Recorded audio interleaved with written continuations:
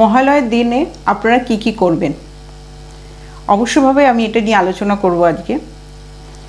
প্রথমত বলি যে মহালয়ের দিন খুব পবিত্র দিন এবং পিতৃপক্ষ শেষ, দেবীপক্ষের সূচনা।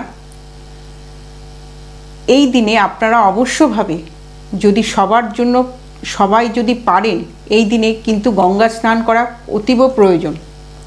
যাদের জন্মছকে পিতৃদোষ থাকে তাদের কিন্তু এই দিনে অবশ্যই তারা কিন্তু তর্পণ তো অবশ্যভাবেই তারা করছেন পিতৃপুরুষের উদ্দেশ্যে, কিন্তু বিশেষ করে সবার জন্য আমি বলবো গঙ্গা স্নানটা করা খুবই প্রয়োজন। এবং ফার্স্ট হচ্ছে গঙ্গা স্নান, দ্বিতীয়টা হচ্ছে গুরু গিয়ে যে কোনো পুজো করা বা গুরু গিয়ে যাওয়া, দান ধ্যান সেখানে করা, অথবা কোনো দুস্থ শিশুদের আপনারা কিছু দান করবেন। এবং আপনাদের থেকে যেন নিচু শ্রেণী যারা মানে শ্রমিক জাতীয় যারা, তাদেরকে কিছু দান ধ্যান করা খুবই কিন্তু দরকার এবং খুবই প্রয়োজন। মানে প্রয়োজন বলতে যাদের জন্মছকে পিতৃদোষ আছে তারা কিন্তু এটা অবশ্যভাবেই কিন্তু করবেন। এটি একটি করা, এবং পশু পাখিকে সেদিনে কিছু খাওয়ানো, এবং বছর সবসময় শুধু ওই দিনের জন্য না, সবসময় যদি আপনারা করতে পারেন ভালো, কিন্তু ওইটা একটি বিশেষ তিথি।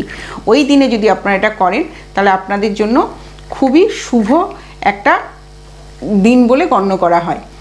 এবং বাড়িতে সেই দিন থেকে মহালয়ের থেকে আপ টু কালী পুজো পর্যন্ত লবঙ্গের ধুনো কিন্তু আপনারা দেবেন।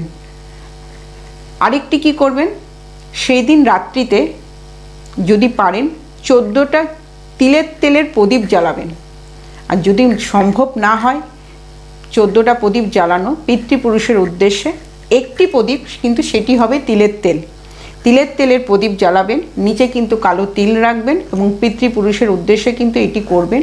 অবশ্যভাবেই আপনাদের সারা বছর কিন্তু ভালো থাকবে। নমস্কার।